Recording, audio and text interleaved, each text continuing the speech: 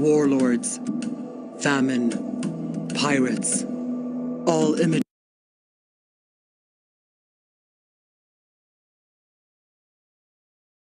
most commonly associated with Somalia in people's minds. The country, once labeled the Switzerland of Africa, has suffered a steady and tragic decline for decades. But beneath the prolonged suffering and chaos is a land rich in history and heritage, and a people struggling to maintain a semblance of normality in the absence of a state. In the Horn of Africa, Somalia is the continent's most easterly country. It has the longest coastline in mainland Africa, stretching more than 3,000 kilometers along the Indian Ocean, the Gulf of Aden, and the Red Sea. Its location turned Somalia into a strategically important trading center in the ancient world. But the history of Somalia dates back much further, to some of the earliest human settlements in the world.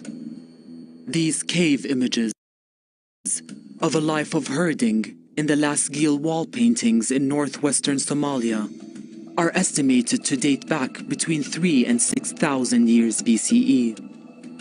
They're the first chapter in Somalia's now largely forgotten story.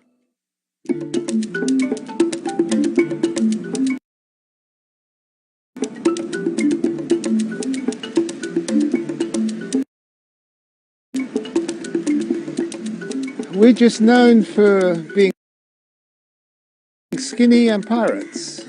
We're not known for having, a strong history, a strong culture. We're not known for the things that we know ourselves about. They're probably not even known by Somalis.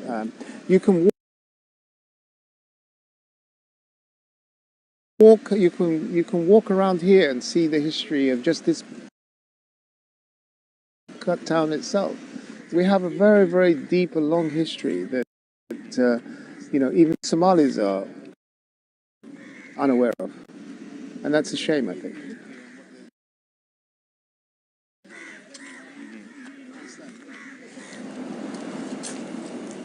If you look at the orange, and you say, well, this has sort of a blemishes, okay? So it might not taste too well, so you can throw it away. But if you actually take the husk out and you look, there are no blemishes inside, and it's sweet and juicy, okay? And so if you look at what has happened to the Somali people, the tragedy that has befallen them in the last 25 years or so, so these people are sort of a rubbish, okay? But if you go to MUQDISHO, if you go to HEESO, if you go to GAROWE, if you go to Kismaya, you go to schools that ordinary people have put together, those young and women in those schools are more eager to learn than my students here at the University of Minnesota.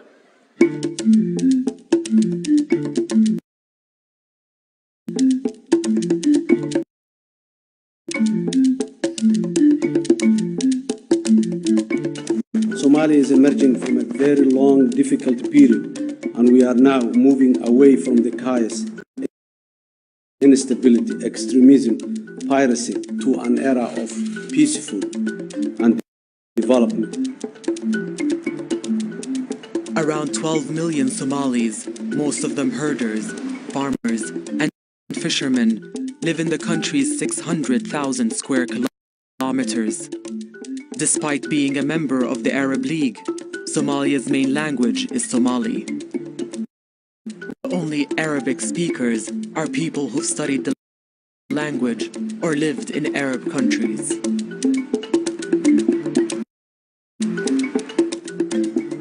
It always makes me very cross when I hear some official somewhere saying Syria is the next Somalia, or Libya is the next Somalia, or Aleppo is MUQDISHO. You hear that. Somalia's become a catchword for the most disastrous, chaotic, violent, terrible state.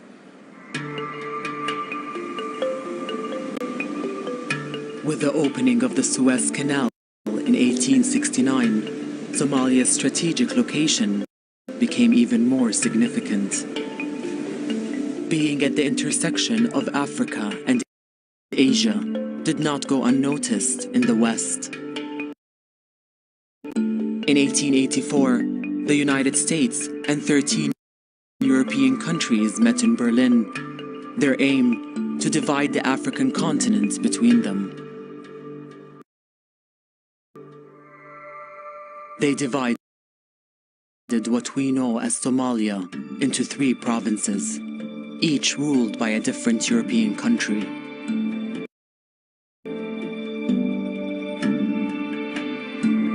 British Somalia, Italian Somalia, and French Somalia. The mainly Somali region of Ogaden was taken by the Ethiopian Empire and the NFD by Kenya. The incredible thing about Somalia is that if you go way back in its history, it's always been either fought over or had foreign powers intervening in some way. Both British and Italian Somalia gained independence in 1960. French Somalia voted to remain under French rule, despite accusations of ballot rigging, but later voted firmly for independence in 1977 and became Djibouti. The former British and Italian territories immediately united, forming Greater Somalia on the 1st of January 1960. Somalis elected Adam Abdullah Othman as the first president of the united country. He ruled for 7 years and was succeeded after a free and peaceful election by Abdel Rashid Ali Sharmarka. This was when Somalia's peace and stability earned it the nickname the Switzerland of Africa. However, corruption was rife and frustration began to mount. Sharmarka ruled for 2 years, but he was assassinated by one of his own bodyguards on the 15th of October 1969 and succeeded by Prime Minister Mukhtar Mohammed Hussein. He ruled for just 6 days before being overthrown in a military coup. It was led by General Siad Barre, who would be the dominant figure in Somalia for the next 2 decades. Somalia's experiment in democracy was over. The rifle, not the ballot box, would now govern the country. Barre dissolved parliament, suspended the constitution, banned political parties, arrested politicians, and limited press freedom. We had only accepted the... And then from that on, there was a downward trend in Somalia, everything, up to the end, up to the disintegration. And every time things were going down, the military regime was becoming more brutal and more dictator. So people were arrested, properties were confiscated without compensation. Any ship that brings material to Berbera, the materials on that ship were confiscated by the Siad Barre regime with no compensation. So things were getting worse and worse. Barre's government was supported by the 2 superpowers of the day, the United States and the Soviet Union. It built the country's infrastructure and radically improved literacy.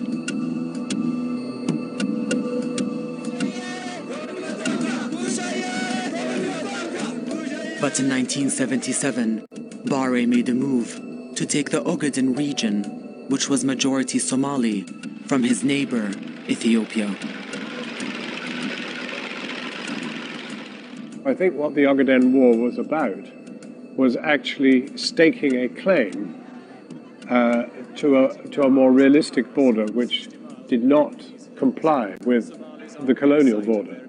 The colonial border was the line across the map. The real border was what the Somalis tried to establish. And of course, you remember, it was a very strange war, because Siad Barre pretended that it was not a war being fought by the Somali army, but was being fought by the Western Somali Liberation Front, which didn't really exist at all. I mean, you know, we went out to try and find the Western Somali Liberation Front, and we discovered, of course, that their tanks, their armored cars, were all Somali military vehicles with just a bit of paint on them saying WSLF. You know, I mean, so the whole thing was a fiction. Of course, what was a fact was that the Somalis wanted their territory, wanted what was naturally, organically Somalia. But Siad Barre did not want to be seen to be fighting for that himself. Jon Snow, News at 10, Jigjiga. However, the Somali army was forced to withdraw when the Soviet Union sided with Ethiopia in the conflict. The army came back, demoralized, defeated, after they felt they were victorious. That was when the Somalis' nationalism became something of the past. Clans came up, warlords came up, other factions came up, religious groups came up. Opposition to the military government increased. Encouraged by Ethiopia, tribes in the north rejected Barre's dictatorship. He turned his rockets and warplanes on them and attacked Hargeisa, the capital of former British Somalia, in May 1988, killing thousands of northern Somalis.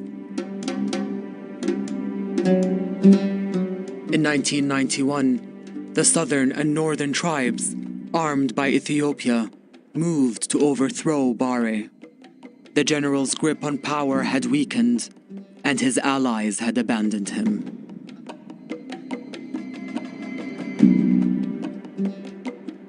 By the time the government fell at the end in 1991, neither the Soviet Union nor the United States was backing Siad Barre.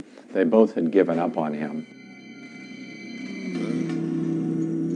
Even if Siad Barre tried over those decades of rule to ban the clan, what happened to Siad Barre was that he eventually actually used clan politics to try to dominate the whole territory, and he marginalized some clans and promoted others. So the way in which he eventually fell from power was clans rose up against him and kicked him out. Former British Somalia declared its independence from Greater Somalia. It calls itself the Republic of Somaliland, but has little international recognition even today.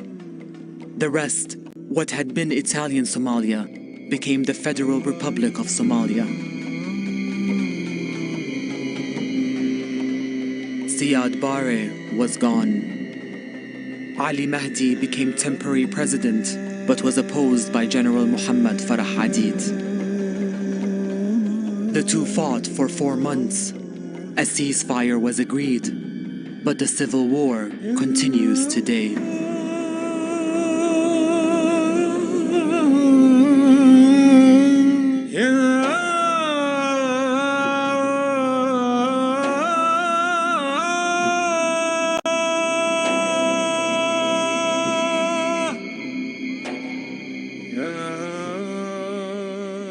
If Siad Barre was to leave power 2 years earlier and said, now Somalis, you have to organize new elections and I will be happy to leave, none of this would have happened.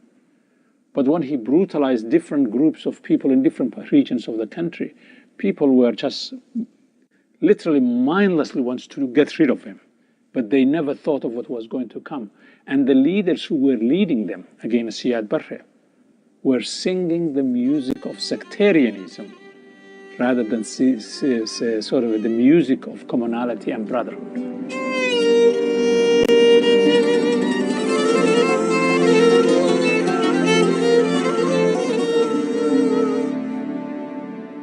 I think most people people in the international community believe that Somalia became a failed state in 1991 with the collapse of the Siad Barre government, which had been in power since 1969. And many governments have failed around the world. That is not unique. However, in this case, there was no replacement government. I usually use the word collapsed state rather than a failed state, in large measure because it's the government that has collapsed rather than the state of affairs for the whole country. This is a country at one point that was the best democratic country in Africa. Now it has become, in a sense, the worst because there has been no government in place for 25 years. And so the absence of government means there are no public schools, there are no public security services, there are no public health facilities, there are no public sort of environmental protection, there are no infrastructure that's being built by the state. So the absence of the state means that the government has collapsed, but society is trying to make a life in the midst of that madness. Because of the nature of the Somali people, and because the fact that they have been a nation prior to the formation of the state, the modern state system has collapsed. But the nation itself did not collapse. And the people have managed to an extent that it has been documented, it has been talked about, it has been elaborated. The case that Somalia is teaching, well, presumably that they can live without a state. So I think they have shown something totally different than what was expected to come out. Maybe Somalia has had a failed political system, failed government, but it's not a failed society. So many things work in Somalia better than they do in lots of other countries. They have one of the most cheap and efficient telecommunication systems in the world. Their remittance system is incredible. You can pay mobile payments in Somalia that you can't do here. You can go to get your petrol, you just pay by your phone. It's very sophisticated and successful in lots of ways. So I think it's wrong to call it a failed state.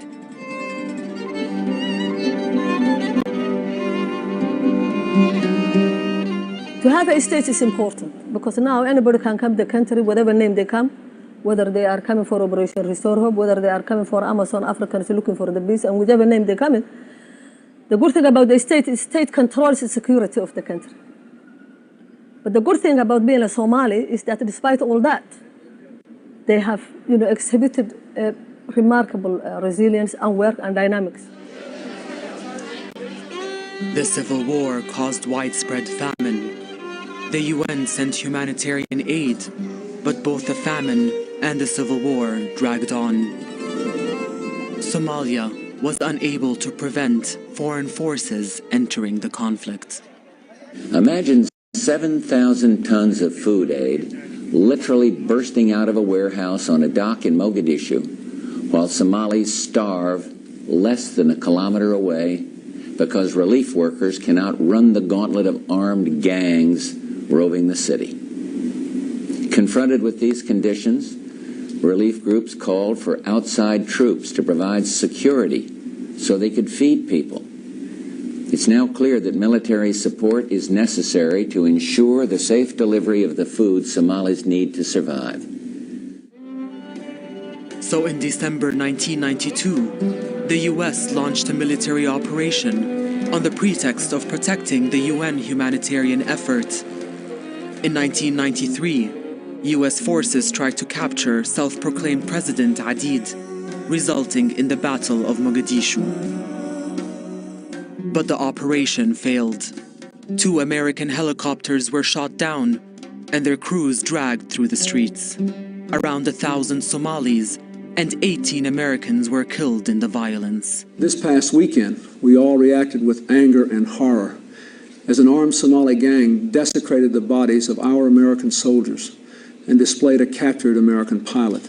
All of them soldiers who were taking part in an international effort to end the starvation of the Somali people themselves. These tragic events raise hard questions about our effort in Somalia. When will our people come home?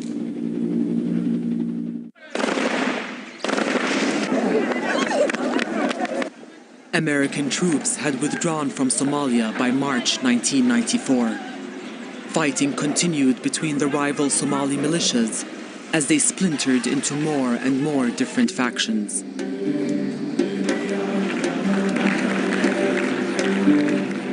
In 2004, a US-backed transitional government was formed, but it ran into opposition from the Islamic Courts Union, the ICU. This was a group of Sharia courts that united to form a rival government. It made major gains in 2006, taking control of almost the entire south of the country, including the capital, Mogadishu.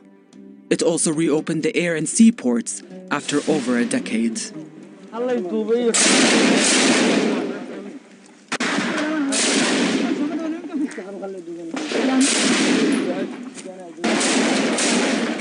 Ethiopia intervened to prop up the transitional government. It managed to roll back the Islamic Courts Union and finally retook Mogadishu in December 2006. The ICU was weakened and forced to the south.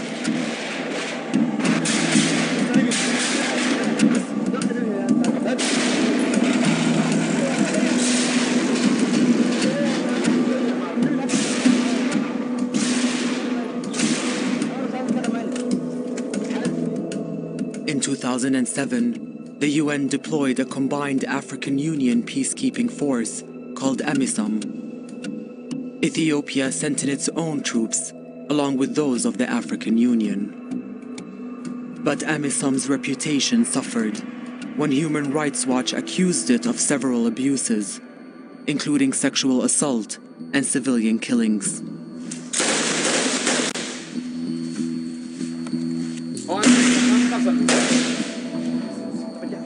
This reinforced the view of many Somalis that AMISOM was an invading force, an occupation by stealth. They also saw Ethiopia as funding clans and sub-clans to sow division and prolong the conflict.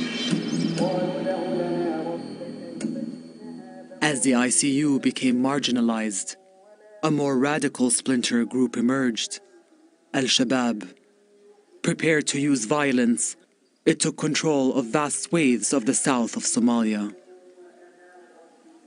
ilaahay isku xiran oo ilaahay rumaysan oo kitaabkiisa isugu imaanay marka qofka muslimka waa wax laga rabo gaar ahaan laakiin amalka maanta aan ku jirno anaga gurigeenaba nologu yimi oo waana lagu soo duulay anagoo idna aadin maanta aniga kuma duulin Ethiopia kuma duulin aniga Kenya kuma duulin aniga waxaan joogaa masqat raasi meeshaan ku dhashay baa joogaa oo la igu imaanaya oo la igu dulminaya marxaladda tan aniga waxaan iska difaacaya oo aan iska celinaya cadow igu soo duulay oo banaanka iga. The areas under Al-Shabaab control became more stable. But in 2011, a foreign power intervened again, this time Kenya. More than half a century on from independence, Somalia was once again at the mercy of a foreign army. Coming up in part 2, Somalis turned to piracy to protect their rich waters from illegal fishing.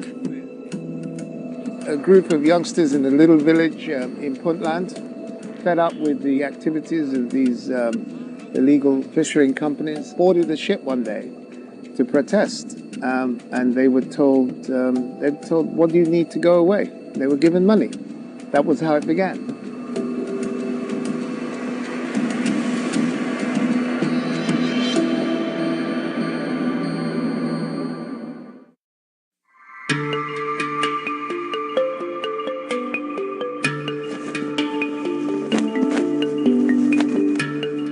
When Somalia freed itself from colonial rule in 1960, its future seemed bright. It was peaceful and stable, had free and fair elections, and its geographical position in the world was commercially important. But when Siad Barre's 22-year dictatorship ended in 1991, the country was plunged into an interminable civil war. A UN peacekeeping force called AMISOM was deployed, but it was accused of abusing its powers, and its reputation plummeted. The presence of foreign forces was a problem for many Somalis, and the constant conflict also badly affected the economy.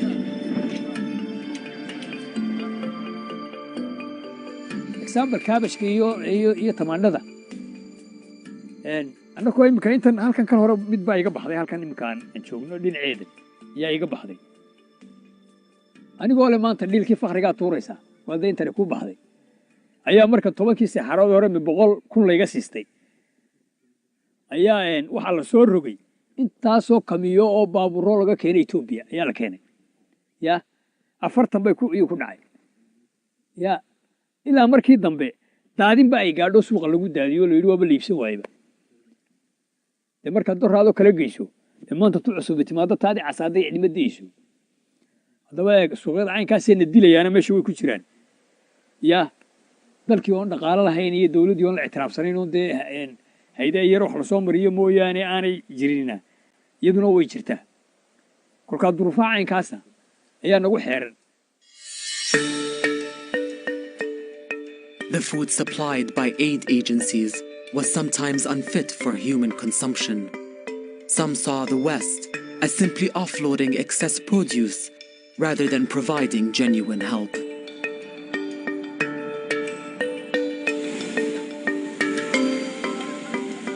But Somali fishermen also had problems. Foreign vessels began encroaching on their waters, leading to an even more dangerous development: piracy.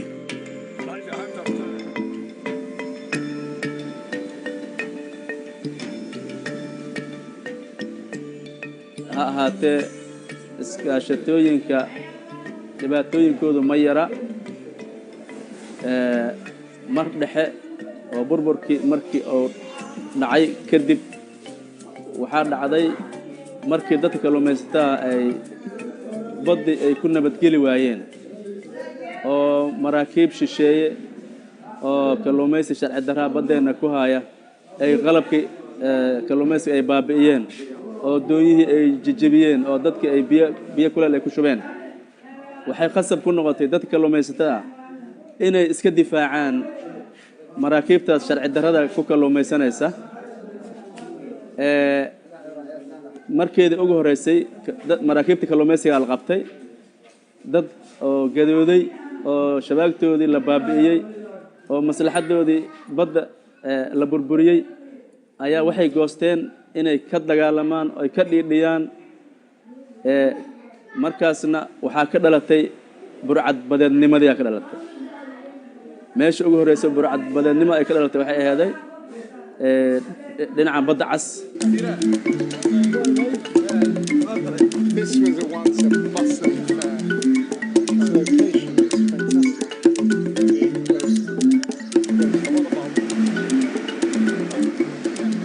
It all started for me when I went to a region in Somaliland called Sanag, and a little village, a little fishing village on the coast where my family came from.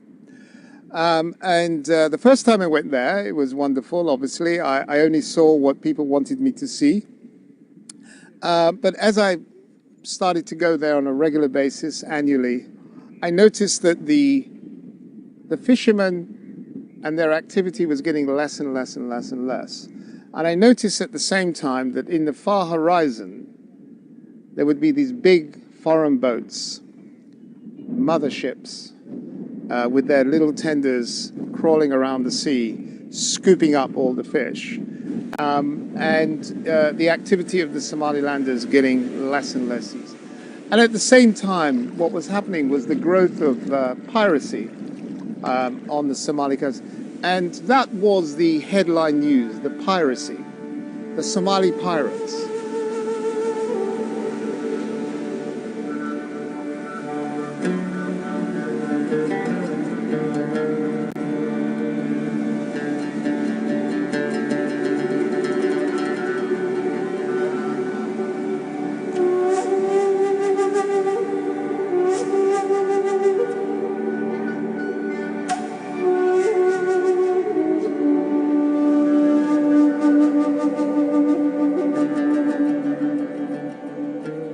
group of youngsters in a little village in Puntland, and they, fed up with the activities of these illegal fishing companies, boarded a ship one day to protest, and they were told, what do you need to go away? They were given money. That was how it began. And of course it then escalated into a proper long-term business with many people benefiting from. ay ku faafto wadankii iyo adduun weynaha ay ku faafto dhibaatada ka dhalatay kalluumaysiga sharci darrada markeedii hore adduunka soo gurmaday maraakiib oo dagaal la keenay oo lagula difaacid ay difaacayeen burcadnimada difaacayeen inay maraakiibtooda ay difaacanayaan hadda ay ku difaacanayaan badeena inay ka xaalufiyaan kalluunka ila الآن waa socotaa arintaas waa ku jiraan maraakiibta sharci darrada badda waa ku jiraan. International community talks about Somali pirates. There are 4 kinds of pirates if you study this. And the most costly pirates are not the Somalis who hijack the ships, are the Italians, the Spaniards, the Belgians, the sort of Chinese, the Indians, the Tanzanians, the Egyptians, and everybody else who is looting the Somali waters. And guess how much they take away every year in free fish? $500 million every year. And so the country is big enough and rich enough to be able to provide a decent livelihood for all of its citizens if it's managed properly. But the international community, neighbors, don't want Somalia to stand on its toes. They want Somalis to be needy and to be beggars.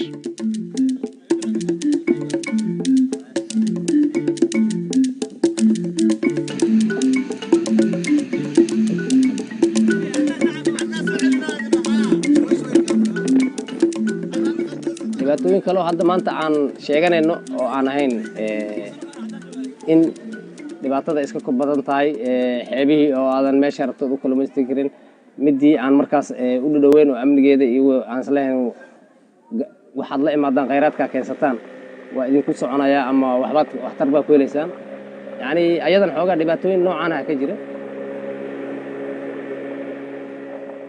dhibaatadii haysay dadkii kalluumaysatada hobya uga soo cararay dhibaatada kalluumaysiga lagu haayo oo sida burcad badannimada iyo maraakiibtan shisheeye ay maxay ahaato soo maceen bideen gobolkan Banaadir iyo magaalada Muqdisho agagaarkeeda inay macnaha ka kalluumaystaan isla dhibaatadii ay ka soo carareen misna ay kula dhacday isla magaalada Muqdisho waxaan taasoo aan ka xusi karno markii taariikhdu ahayd 14 bishan 12aad 2015 waxa la soo habeenkii waxa la soo kacay 7 saac habeenimo ama kowda sida loo yaqaan qofba ay taqaano taleefanka lagu soo kacay waxa la dhahay doona badda lagu dhibaateeyay oo lagu xabadooyinka badda lagu xabadeeyay doon kamid ah waxa gaaray dhibaato xoog leh gaartay.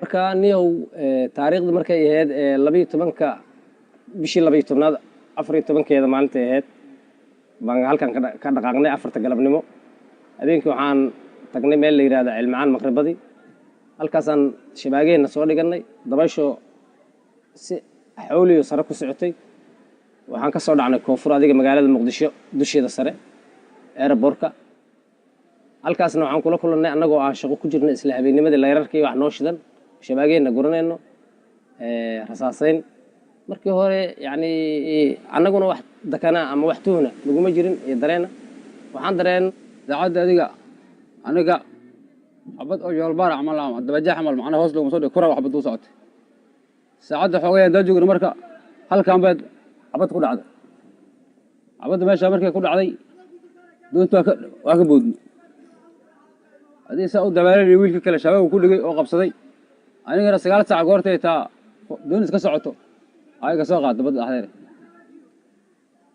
waxaad xabtay mid ay doontii soo qaadeen doontii meeshaan uga mid iyadoo duleesho hadii uga mid macnaha doontii banaanka la soo saaraba soo annaga aan amaan helnay oo alxamdulillah ilaahay waxna gaarsiin saacado kooban annagoo shaqadii aan hawshii aan wadanay aan fududaynayno ayaan hawsheena ilaahay noo fududeeyay oo soo boobsiisanay shabaagtiina ilaa waaga waa naga maqan tahay oo ilaa maalinta ay shaqo noogu dambaysay ilaa waaga adiga ilaa 7 maalmood ma shaqaysan qalabka aan ku shaqaysanayna waa naga maqan yahay doontina halkaanayda macnaha rasmi oo jeedo waxa oo ku yaal rasaas xoog laha gaartay marka subaxdii aan soo kacayna waxaan ka bilownay inaan marineska aan wargelino iyo wasaaradda kalluumaysiga aan wargelino dhibaatadaas isla magaalada muqdisho kula dhacdo taasna aad aan uga xunnahay haddaan nahay mas'uuliyiinta iskaashatooyinka kalluumaysiga aad aan uga xunnahay aad iyo aad aan uga xunnahay cid kasta oo wax ka qaban kartana waxaan ka codsanaynaa inay arrintan wax ka qabtaan oo zoonaha laga kalluumaysto iyo zoonaha laga ilaaliyo oo nawaaxigan la cadeeyo in la cadeeyo maxay ahaato zoonaha laga ilaaliyo dekada iyo airportka iyo zoonaha kalluumaysiga in la kala saaro oo warcad oo bayaan cad laga soo intaan soo dhaafina in la yiraahdo dadka kalluumaystada intaasaan dhihi lahaa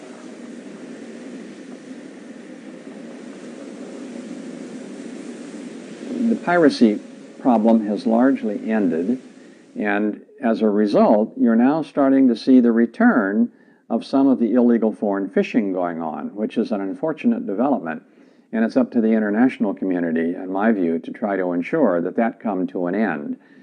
In some cases, the foreign fishing vessels are interacting with local Somali officials, basically buying them off in order to get permission to fish in these very rich Somali waters.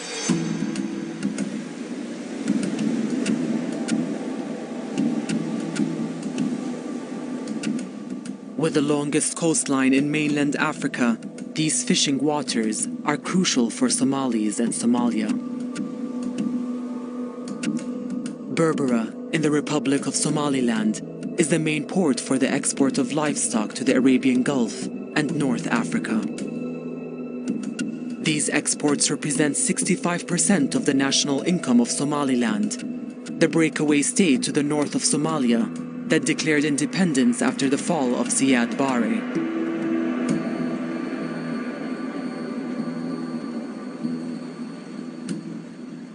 marka dekadanu muhiimad weyn bay ugu tahay Afrikaba marka la eego waxay ku taalaa marin biyoodka ugu dhow ruudka ay maraakiibtu marto oo 6 saacadood kaliya ayaa maraakiibta gacanka martaa 6 saacadood kaliya ay dekadan ku soo bayri kartaa 6 saacadood kaliya soo shifta garaysa markay Berbera doonayaan halka ay dekadaha kale ee mandaqada ku yaala 100 saacadood iyo in ka badan ay maraan ay u socdaan marka ay doonayaan inay qabtaan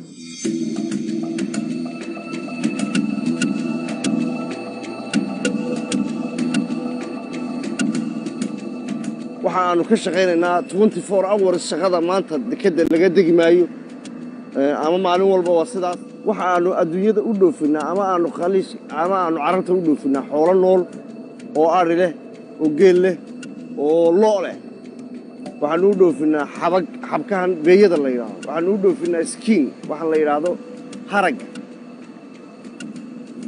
waxyaabahaas exportka noogu badan aanu imika dirno waana wanaagsan exportka dekada Berbera ay dirtaa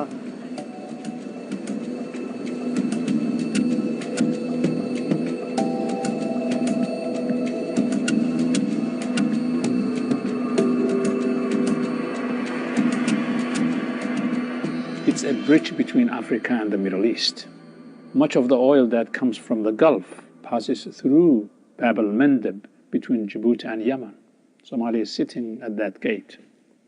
Everything that comes from the Suez Canal has to run by Somalia to the east.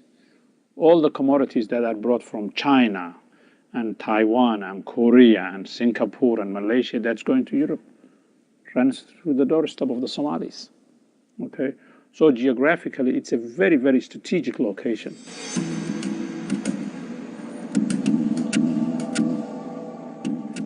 dhaqaalaha Somaliland waa lafdhabarta dekada Berbera waa lafdhabarta uu ku tiirsan yahay in ka badan 70% ama 80 ayaa dhaqaalaha budgetka Somaliland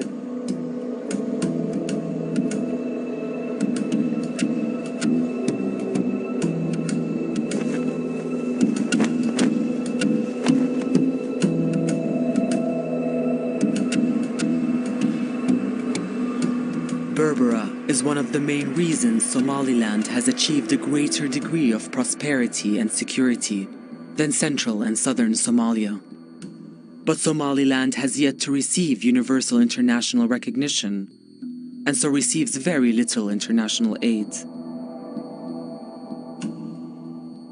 haddii aanu nahay reer Somaliland amba aanu nahay regionka Hargeysa amba aanu nahay degmadan Dar es Salaam in si wanaagsan nolo caawiyo oo aad si wanaagsan nolo caawiyo arrimaha iyaga laga fiirsado oo la garaysa dadku ayna dhageystaan way dawladdeedu way taal daran tahay lama itiraafsana itiraafkiina iyo mudnaanta koobaadna waxa la siiyaa haddii la yiraahdo koonfur baa la siiyaa oo wax la mariyaa dhaqaalaha iyo wax kasta la bixinayo annaka wax yaro fara guudkooda hay'adda naloo soo mariyo ayaana soo gaadha sida ceel yaroo la yar qodayo iyo So Somaliland, even though it is documented, it is admired, it is studied, but also it's not recognized.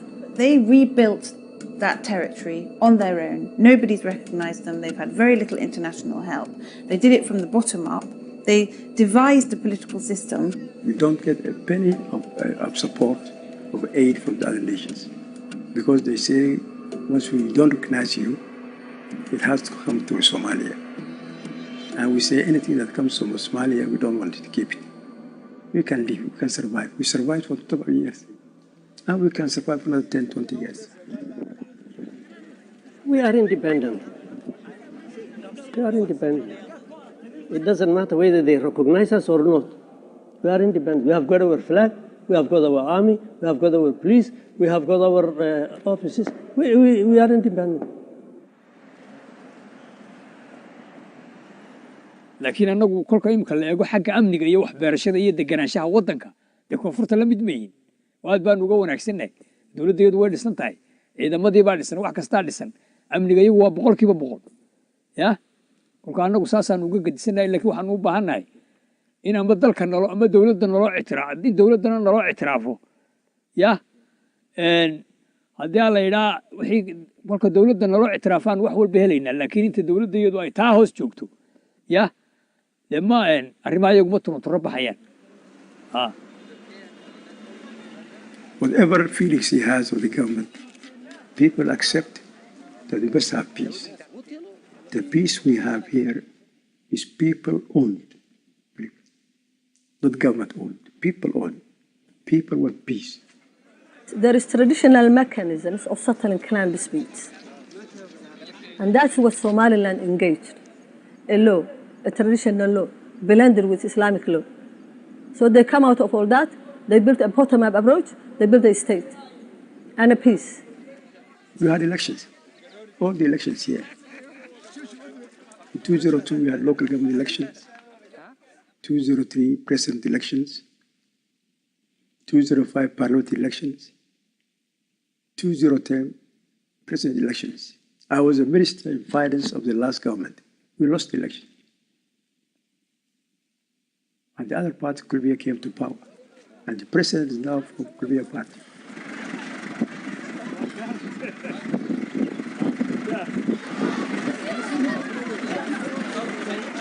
dugsiyada Schools of Tomorrow waxay ka mid yihiin dugsiyada aasaasiga ah ee waxbarashada aasaasiga bixiya runtii la aasaasay 2000 dugsiyada Schools of Tomorrow waxay lafdhabar u yihiin qayb lixaad la kaga jiraan waxbarashada Somaliland waxa aasaasay aqoonyahan reer Somaliland oo aqoontooda dhaqaalahooda iyo kartidoodaba u horay inay ummadda reer Somaliland iyo bulshooyinka Somaliland aqoon tayo leh waxbarasho tayo leh oo wanaagsan iyo tarbiyad iyo akhlaaq wanaagsan inay u aasaasaan dugsiyada markaa 2000 bay aasaasmeen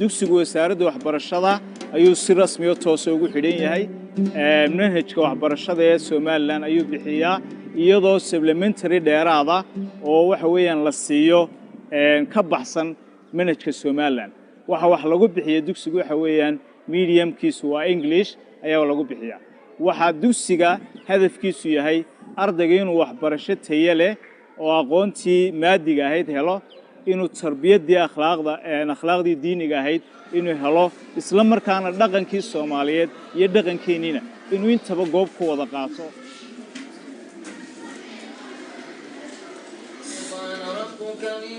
dugsiga cid kale oo caawisaa ma jirto waxa badan baa noo qorshaysan runtii waxa kamid ah dhismayaasha oo aan runtii jecelahay qaybo badan oo imika wali qabiya inaan sii dhamaystirno oo noo qorshaysan tahay Mohammed Yusuf Jama's optimism is encouraging, but Somalia's future is still uncertain. While there is government, Al-Shabaab still controls many parts of the country, and clan militias compete with one another for power. The civil war caused hundreds of thousands of Somalis to seek refuge in the West. At the time I was 5 years old, we had to flee our country immediately because of the war and came to Kenya, the refugee camps in the neighboring country of Kenya. And I knew, even though at such a young age, something was going on. You could hear, shootings, and you could see all these people traveling and trying to run away too. You hear the stories of the elders telling us about there was a civil war going on, people getting killed.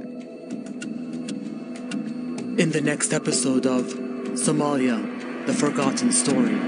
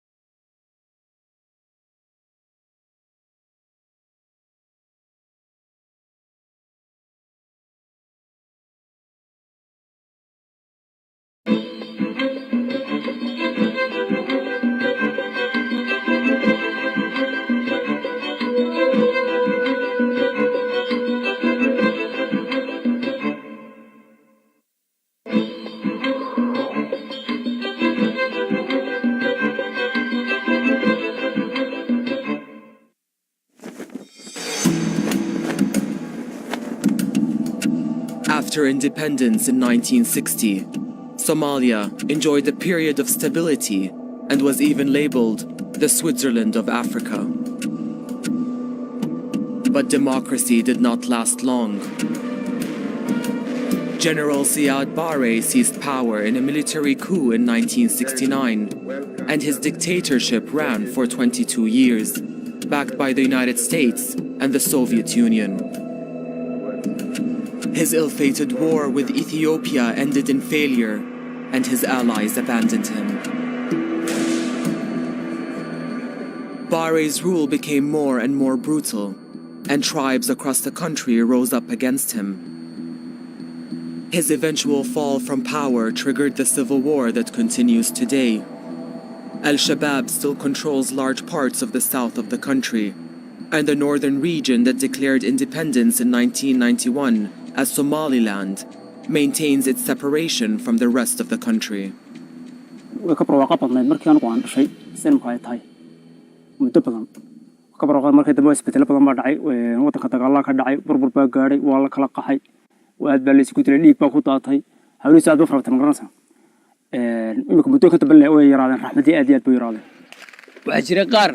miinooyin dhul la dhigay la kacay baabuurtii ay wateen oo ku dhintay saa lagu waayo reero dhan waxa kale oo jirtay dadka hantidooda oo iyagoo la baxsanayo magaraysa wadamada jaarka ula talaabaya la boobayo laga qaadayay ayaa jirtay waxa jirtay beeraha dhul beernaa oo laga wada qaatay mashiinadii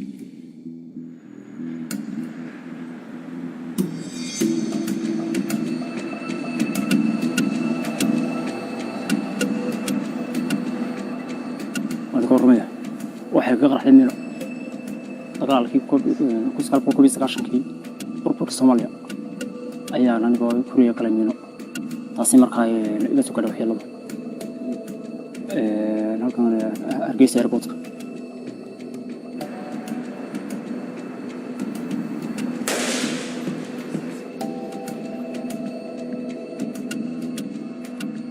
ilaa dagaalka socday caydiidii calimaheedu way iska fiicneed 4 bilood dagaal qabliye oo xun baa ka dhacay calimaheedii caydiid ahaa burburkan badi sidaasay ku soo gaartay guryahan badi kuma dhicin kaaro ama beebooyinkan lagu dagaalamayo inkastoo eed green line meeshaan eed kafeenodnaale xad u dhaxeeyay labada qawaa'il ay jirtay markaas ka joogtine markay arkeen dhibaatadan oo dadkan walaalahooda dagaalamay ayagan wax ka qabu wayseen waxay isku dayeen masaajidaha inay galaan masaajidii ku jiri waayeen waxay isku dayeen inay dalka ka dhoofaan cadalle meelahaasay geereen way dhoofeen badin way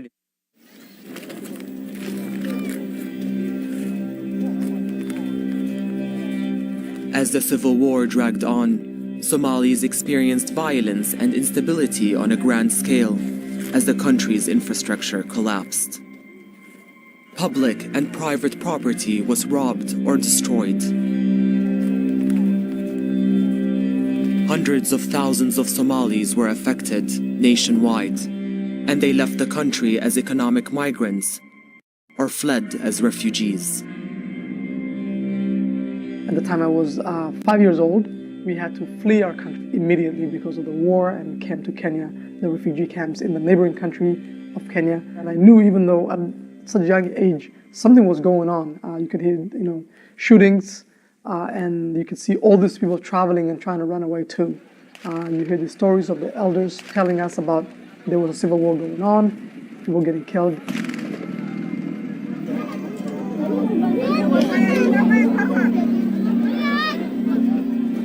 Well, as a kid, I used to ask my parents why we in the refugee camp, and the answer was, because of the civil war that happened in 1991, which was, the year that I was born. Life in the refugee camp was kind of hard, harsh, and kind of difficult, to live in.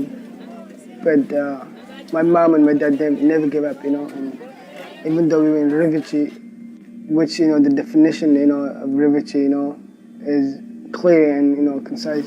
But as a young kid, I remember a little bit about it, which were getting up every morning, living in a small house with with a big family. It was always a strange, thing to wake up every morning and see, your loved ones going through, harsh. So many people coming in every single day, and the pain and the tiredness and it was just not.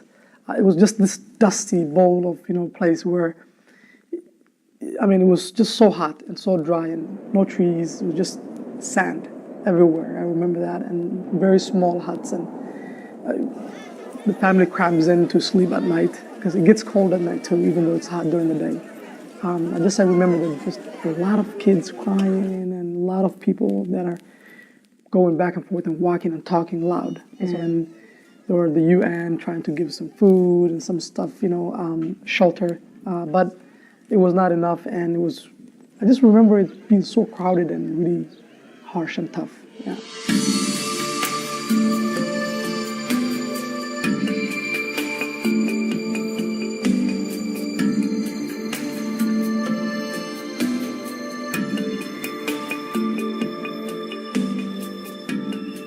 There are more than 1.1 million people displaced from their homes and their original places of living.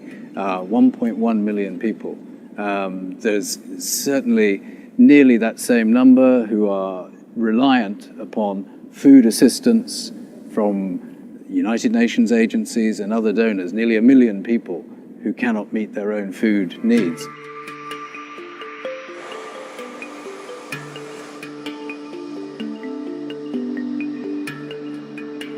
Until I arrived in 2013, our office was really based in Nairobi. Since then, we've been based in Somalia, and not just in Mogadishu. We have now offices across Somalia.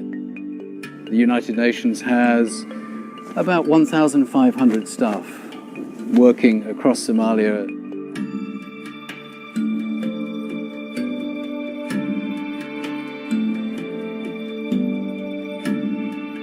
Here in this camp, this is the headquarters of the United Nations Assistance Mission in Somalia, but also the base of all the UN agencies, funds and programs who can find a home here as well. From here, we operate at a field mission. This is a mission people come to because they're committed to making a difference, committed to helping people enjoy a better life.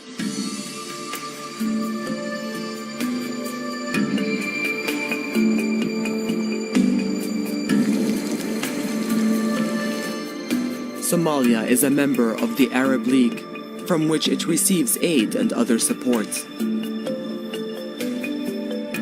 But there doesn't always seem to be a clear plan for the support it provides, and the aid can sometimes find its way into the hands of opposing factions.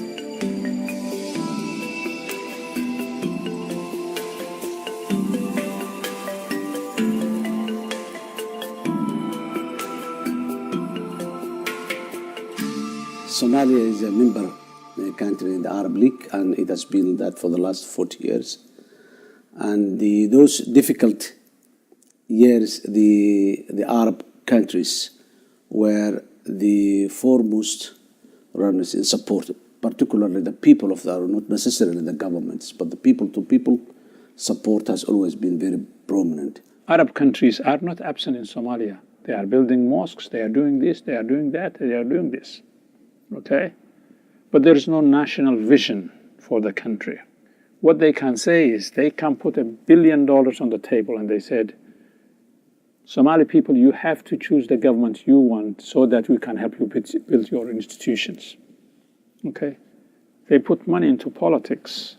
In 2012, they did. That's how the current guy came to power. Much like the African Union doesn't have any authority over AMISOM because it's the EU and the US that financially supports them and logistically supports them. The Arab League, in my opinion, is almost an African Union that's powerless but which has resources. Those who can't afford to seek asylum in the West seek refuge in neighboring countries, but the grass is not always greener there. waxaan dadkii markii hore u qaxay Djibouti marka halka waxaan deganaa muddo hadaa la yiraahdo 20 sanadooda ayaan deganaa bacda 20 ka sanadood waxay ugu xibaatay Djibouti dabadna waan soo guuray anigii caruurtaydi waxa weeyaan 4 caruura 3 hablood iyo inan iyo hooyadood markii aanu soo guurnay halka waxaan bilaabay beertaydii inaan beerto waxaan ku qoday ceelka lacag fara badan bay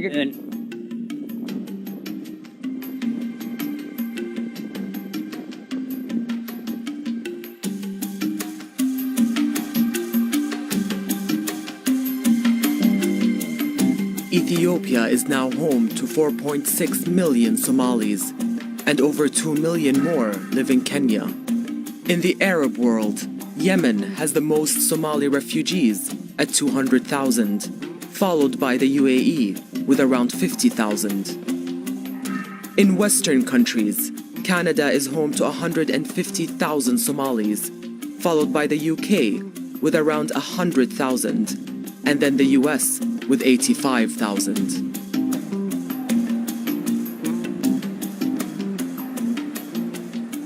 I was born in a city called Galkayo, like kind of like Texas in Somalia. People make a lot of jokes, wonderful city. But I grew up in Mogadishu. Family was there. Everyone was family. We had neighbors. We played soccer so much. I was great, I would say that.